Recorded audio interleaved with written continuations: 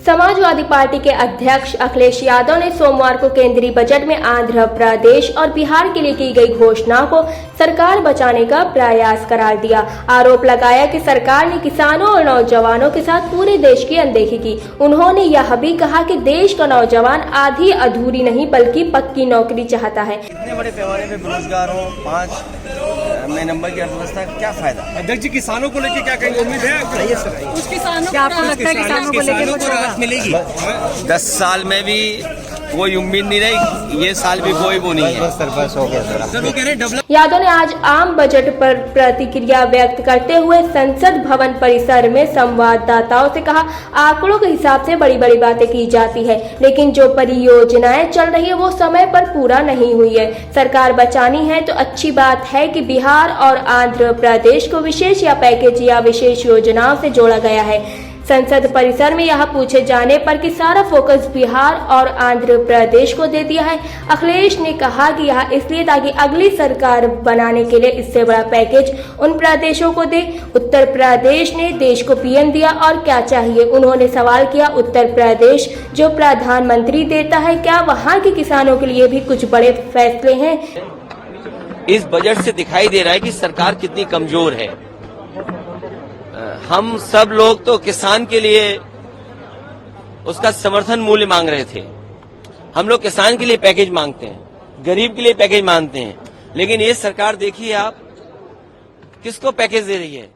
जो सरकार चलवा रहे हैं, सरकार चलाने के लिए पैकेज मिल रहा है। बिहार को पैकेज मिला, आंध्र प्रदेश को पैकेज मिला। हम ये नहीं कहते कि पैकेज नहीं मिलना चाहिए, डेवलपमेंट के लिए, इंफ्रास्ट्रक्चर के लिए पैसा मिले, लेकिन दूसरे प्रदेशों के साथ भी भेदभाव न हो। उत्तर प्रदेश को क्यों नहीं पैकेज मिल रहा है? बिहार की अगर बाढ़ रोकनी है तो नेपाल से बात करनी पड़ेगी भारत सरकार को, और उत्तर प्रदेश की बाढ़ जब रुकेगी तो बिहार की बाढ़ भी रुक जाएगी। जो एक्सप्रेसवे आप बिहार को दे रहे हैं, अगर यूपी से भी जोड़ देंगे तो ज्यादा देश का भला होगा। तो हम किसी को पैकेज देने के खिलाफ नहीं है, लेकिन उत्तर प्रदेश के साथ भेदभाव होगा उसको स्वीकार नहीं कर सकते। आपने 10 साल में नौजवानों की नौकरी छीनी, उनका वेतन छीना, उनको बढ़ने आगे नहीं दिया। अब आप नौकरी कैसी देना चाहते हो? 5,000 रुपए की नौकरी।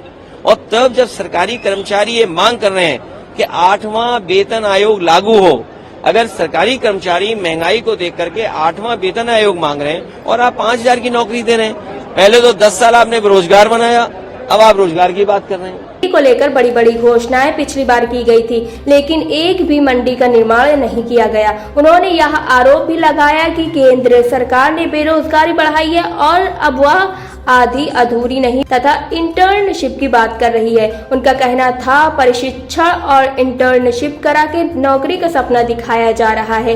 देश का नौजवान अपना भविष्य बनाने के लिए पक्की नौकरी चाहता है।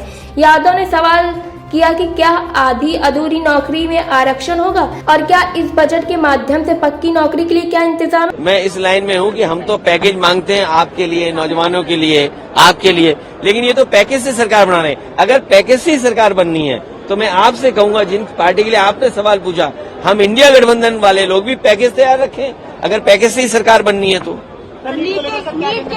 देखिए अब तो सुप्रीम कोर्ट ने कह दिया, मैं क्या कहूँ।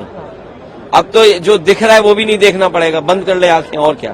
सर आज किसान कह रहे हैं कि राहुल गांधी को माफी मांगनी चाहिए कि उन्होंने मिसलीड नहीं, अब सुप्रीम कोर्ट के जो फैसला आ जाए उसके बाद हम कुछ नहीं कह सकते हैं, लेकिन ये कई बार ये बात तो आती है मन में कि भाई एक ही सेंटर से इतने कैसे पास हो रहे हैं।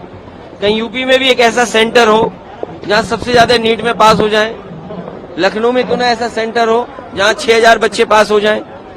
हम तो यही सोच सकते हैं, लेकिन सुप्रीम कोर्ट के फैसले के आगे हम क्या कह सकते हैं। लेकिन हमारी तो सरकार से यही है, मंत्री जी से निवेदन कि मंत्री जी उत्तर प्रदेश में एक ऐसे सेंटर बनवाओ जैसे और जगह सेंटरों में पास हो रहे, हमारे सेंटरों में भी पास हो बच्चे। उन्होंने कहा कि अगर गिफ्ट सिटी गुजरात में हो सकती है तो वाराणसी या गोरखपुर में क्यों नहीं हो सकती। उत्तर प्रदेश के पूर्व मुख्यमंत्री ने आरोप लगाया कि बजट में पूरे देश की अनदेखी की गई है।